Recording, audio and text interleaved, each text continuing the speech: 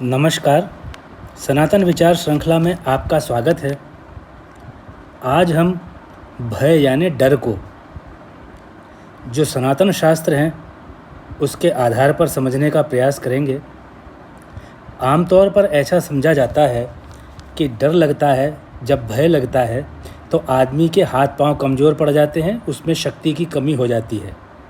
लेकिन सनातन के अंदर जितने भी शास्त्र कहे गए हैं, उपनिषद विशेषकर, जो संत हुए हैं, मुनि हुए हैं, ज्ञानी हुए हैं, उन सब लोगों का ऐसा मानना है कि डर या भय आदमी के मन से जुड़ा हुआ है।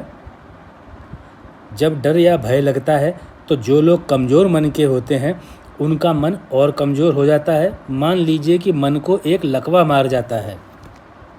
इस प्रकार की व्याख्या जो मनोचिकित्सक हैं वे भी उतनी अच्छी नहीं कर पाते जितनी अच्छी हजारों वर्ष पूर्व सनातन शास्त्रों ने किया है। सनातन शास्त्र कहते हैं कि मन के साथ संबंधों का सही न होना यही भय का कारण है। अगर केवल मनोचिकित्सक जो हैं उनकी कही गई बातों पर विचार किया जाए तो डर या भय एक रासायनिक या केमिकल की क्रिया है कि जब कोई रसायन या किसी भी विशेष परिस्थिति में कम हो जाता है तो आदमी डरने लग जाता है, उसके बाद डिप्रेशन और एंग्जाइटी में चला जाता है। लेकिन उपनिषदों में भय को जिस प्रकार से समझाया गया है वह तरीका सबसे ज़्यादा अच्छा है, या इस तरह से कहिए कि वही तरीका पूर्ण वैज्ञानिक तरीका है। सभी उपनिषद एक ही बात कहते हैं कि प्रत्येक मनुष्य में डरने की एक स्वाभाविक वृत्ति, एक स्वाभाविक आदत होती है। ऐसा कोई मनुष्य जन्म ही नहीं लेता जिसको डर न लगता हो, ऐसा उपनिषद संज्ञान के अंदर बोलते हैं। सनातन शास्त्र तो यहाँ तक कहते हैं कि भय यानी डर सार्वभौमिक है, यूनिवर्सल है और सभी जगह है। संकट, परेशानी या विपत्ति के आने की आशंका से मन में एक पीड़ादायक वेग उत्पन्न हो जाता है, वही वेग भय है। यह पीड़ादायक वेग जितने जल्दी जन्म लेगा मानव उतना ही जल्दी डरेगा। यही पीड़ादायक वेग की तीव्रता जितनी ज़्यादा होगी मानव उतना ज़्यादा डरेगा। और यह पीड़ादायक वेग जिन जिन अलग अलग कारणों से उत्पन्न होगा मनुष्य उन सभी चीज़ों से डरने लगेगा। आप देखिए सनातन शास्त्रों में कितनी महान विवेचना डर को, भय को लेकर के की गई है। जैसे जीव में पक्षाघात होता है, शरीर में पक्षाघात यानी लकवा, जिसे पैरालिसिस भी कहते हैं, वैसे ही मानव के या अन्य जीव के मन में लकवा या पक्षाघात भी होता है। शरीर में होता है, उसके लक्षण तो आपको पता है। जो मन में होता है उसका लक्षण है भय, डर। जब मन में इस तरह की परेशानी होती है तो जो मन भी अन्य 10 इंद्रियों की तरह शरीर को भौतिक आनंद और संतुष्टि प्रदान करता है, उसको अपना काम करने में एक नई समस्या मालूम पड़ती है। लगातार इसी प्रकार की परेशानी रहने से मन विचलित रहने लगता है। मनुष्य यह पूरे जीवन भर सोच नहीं पाता कि उसको सफल होने के लिए अपने मन को ही नियंत्रण में रखना आवश्यक है। मनुष्य का मन उसके प्राण को नियमित रखता है। फिर डर के कारण एक ऐसा क्रम बनता है जो इस प्रकार से है, जो आप सामने देख रहे हैं। डर से मन का विचलन होता है, उससे प्राण का आयाम बिगड़ जाता है। इस प्रकार जब मानव या अन्य किसी जीव के प्राण का आयाम बिगड़ता है तो उसका स्नायु तंत्र यानी नर्वस सिस्टम विकृत होने लगता है और मन में मानसिक विकारों का जन्म होता है। मेंटल डिजीज़, मेंटल डिस्टर्बेंसेस होते हैं।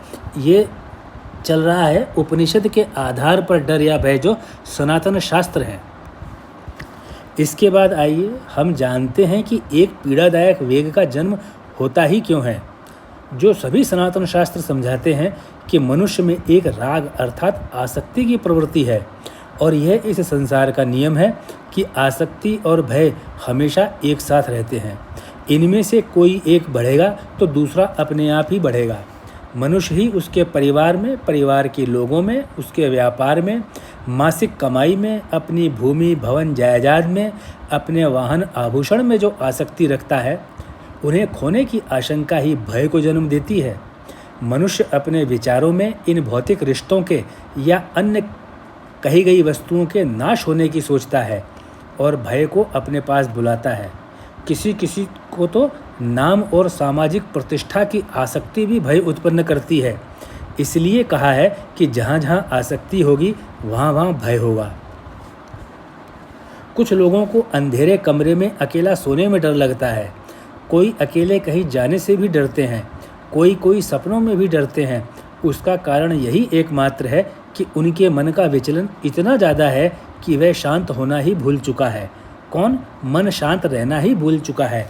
यह बिल्कुल वही दशा है जब एक बीज, किसी पेड़ का फल का एक बीज भूल जाता है कि उसके द्वारा एक नया पेड़ पैदा किया जा सकता है, तो वही पेड़ कई आगे बहुत सारे फल भी पैदा करेगा, जिससे मेरे जैसे कई बीज होंगे तो हर बीज एक नया पेड़ बना सकेगा।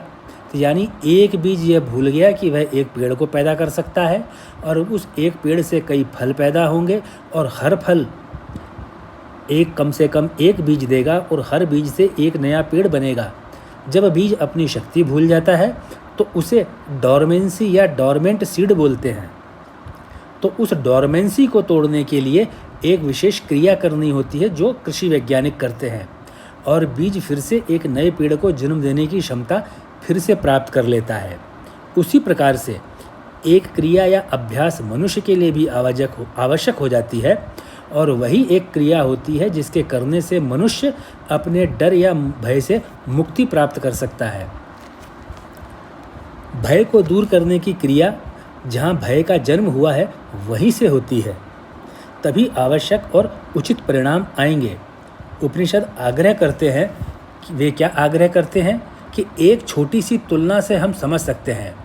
कल्पना कीजिए कि कोई आपसे कहे कि आपको सोने के सिक्के दिए जा रहे हैं, आपने जो अपने थैले में तांबे के सिक्के भर रखे हैं उसको निकाल कर फेंक दीजिए। तो ऐसा भला कौन सोचेगा कि तांबे के सिक्कों को निकाल कर फेंक देने से नुकसान हो जाएगा, क्योंकि उसको आगे जाकर के सोने के सिक्के मिलने वाले हैं। बस एक चीज़ का त्याग करने से होने वाला लाभ उस त्याग से, जो त्याग किया गया है, उस वस्तु से ज़्यादा होना चाहिए। यही मानव स्वभाव है, तभी मानव त्याग कर पाता है। यह उसी तरह का है कि जंगल में जाते हुए एक आदमी को डाकुओं ने लूट लिया और वह डाकुओं का पीछा न कर पाए, इसलिए डाकुओं ने उसको रस्सी से बांधकर वहीं छोड़ दिया। डाकू चले गए, कुछ समय लगा, लेकिन जैसे तैसे आदमी ने रस्सी से छुटकारा पाया और आज़ाद हो गया। अब क्या वह आदमी उन रस्सियों को समेटकर अपने साथ घर ले जाएगा और अपना जो नुकसान हुआ है उससे उसकी भरपाई करेगा? ऐसा तो संभव नहीं है। ना तो एक को तांबे के सिक्के में आसक्ति हुई और न ही दूसरे को रस्सियों में। तो यहाँ पर आ गया एक त्याग की प्रविष्टि कब? जब आपको या तो लाभ सोने के सिक्के जैसा मिल रहा हो तो आप त्याग कर सकते हैं, या पहले ही आपका इतना बड़ा नुकसान हो चुका हो कि उसकी भरपाई रस्सियों से न हो पा रही हो। तो दोनों परिस्थितियाँ, एक तो हो गई लाभ की, एक हो गई नुकसान की। इन दोनों परिस्थितियों के अंदर मन को पढ़ना और समझना बहुत आवश्यक है। उपनिषद जो भी व्याख्या करते हैं पूर्णतः वैज्ञानिक और समाज के ऊपर आधारित नियमों के हिसाब से व्याख्या करते हैं।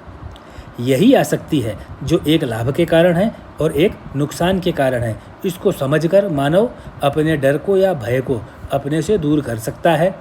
उसके लिए मनुष्य को एक नई आसक्ति को ना तो जन्म देने की आवश्यकता है, न ही अपने को किसी प्रकार से हीन मानने की ज़रूरत है। केवल एक काम करने की आवश्यकता है कि जो वास्तविकता है उसे अपने पूर्ण रूप से स्वीकार करने की आवश्यकता है।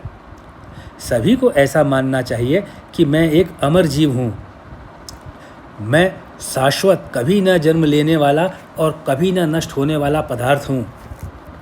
मैं स्वयं उस अनंत ऊर्जा का एक हिस्सा हूँ जो कई कई ब्रह्मांडों को नियंत्रित करती है। मेरा नियंत्रण भी वहीं से हो रहा है। भला वह अनंत ऊर्जा अपने एक अंश या हिस्से को भूल करके कैसे रह सकती है? मेरा जुड़ाव उस असीमित शक्ति के साथ हर पल है। मैं भला कमज़ोर कैसे हो सकता हूँ? ये सभी वाक्य मनुष्य के लिए कहे गए वाक्यों में से सबसे सकारात्मक हैं। इन्हीं सकारात्मक विचारों को जिसने भी अपने मन में दृढ़ता से बिठा लिया, उसका मन किसी भी परिस्थिति में विचलित नहीं होगा। आप विश्वास कीजिए कि डर हिम्मत रखने से नहीं, मन को साधने से दूर होगा। आप चाहे कितने तगड़े हो जाएं, धनवान हो जाएं, शारीरिक बल प्राप्त कर जाएं, लेकिन डर मन की अवस्था है, अंतर्मन की, जिसे साइक बोलते हैं, PSYCHE, जो अंतर्मन अंतःकरण से आता है।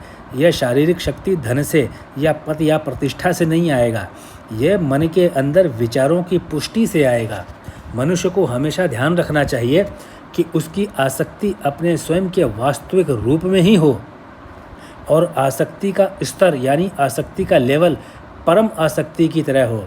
मनुष्य सदैव हर पल इस विचार के साथ जिए कि वह स्वयं सार्वभौमिक चेतना का ही अंश है। उसका गंतव्य, उसका डेस्टिनेशन वही ब्रह्मांड का ऊर्जा केंद्र है। मनुष्य का मन स्वयं ऊर्जा है और विचलित ऊर्जा प्राण को परेशान करती है। तो इसलिए मन की ऊर्जा नियमित होनी चाहिए, एक दिशा में होनी चाहिए, एक वेग के साथ होनी चाहिए। उसकी आवृत्ति हमेशा समान होनी चाहिए, चाहे उसके सामने कितने ही भयंकर से भयंकर विपदा वाले विकट परिस्थिति, नकारात्मक परिस्थितियां उसके सामने आई हों, उसकी मन की आवृत्ति बदलनी नहीं चाहिए। यही मानव के अंदर श्रेष्ठता लेकर के आता है, और ऐसा अभ्यास निश्चित रूप से भय का नाश भी करता है। तो आपने देखा कि जो सनातन शास्त्र कहते हैं कि मन का विचलन रोक दोगे तो डर अपने आप दूर चला जाएगा और प्राण आयाम में आ जाएंगे। तो ऐसा ही था। जो जितने भी गुरु लोग हुए हैं, उन लोगों ने, वे चाहे सिख गुरु हुए हैं, चाहे भारतीय संत हुए हैं जिन्होंने त्याग किया, बलिदानी की, ऋषि हुए हैं, महर्षि हुए हैं, उन्होंने अपने मन को नियंत्रण में लिया है। मन को अपने कंट्रोल में लेकर के, मन को अपने हिसाब से साध करके, मन को अपने हिसाब से चलाया है। तो मन ने बाहर से आने वाली विपरीत से विपरीत परिस्थिति को भी विपरीत नहीं माना, उसको कष्ट माना ही नहीं, और परेशानी मन से घबरा करके अपने आप दूर हो गई। तो इसलिए हम सभी को चाहिए कि ईश्वर की शरण में जाएं और अपने मन को उस परमपिता परमेश्वर के ध्यान में लगाएं, और ऐसा मान करके चलें कि हम स्वयं बहुत शक्तिशाली हैं। भला डर हमारा क्या बिगाड़ सकता है, जो मात्र एक काल्पनिक परिस्थिति है। हम ही हैं वास्तविक, और हम पूर्ण वास्तविक की परछाई हैं। जो ईश्वर पूर्ण वास्तविक है, हम उसी का अंश हैं। तो एक कल्पना चाहे कितनी भी गहरी क्यों ना हो, वास्तविक से बड़ी कभी नहीं हो सकती। तो इसी प्रकार जो लोग डर से या भय से परेशान हैं, छोटी छोटी बातों से डरते हैं, भय से ग्रस्त रहते हैं, उनको चाहिए कि वे अपने अंदर यह आत्मविश्वास जगाएं कि वे उस परमपिता परमेश्वर का अंश हैं, जो इतने इतने ब्रह्मांडों की रक्षा और नियंत्रित करता है। वे किसी भी रूप से कम नहीं हैं, और वे वास्तव में ऐसे ही हैं, जबकि डर एक काल्पनिक विचारों की माया है। तो आपने सुना, जो भी डर और भय, जो कि मन का पक्षाघात या मन का लकवा है, जिस प्रकार से ब्रह्मसूत्र सनातन शास्त्र बताते हैं, यह लेख आपके सामने मैंने बहुत प्रयासों से तैयार करके, बड़े लेख को एक छोटा करके, जो आपके सामने थोड़े समय में बताया जा सके, वह मैंने प्रयास किया है। आप लोग कृपया इसको अपने मित्रों से, अपने घर से, अपने परिवार से और अपने ऊपर भी लागू कीजिए। आपने जो अभी इस वीडियो को देखा, अपने बहुमूल्य समय का अंश दिया, मैं उसका आपके लिए आभारी हूँ और आपको बार बार धन्यवाद देता हूँ।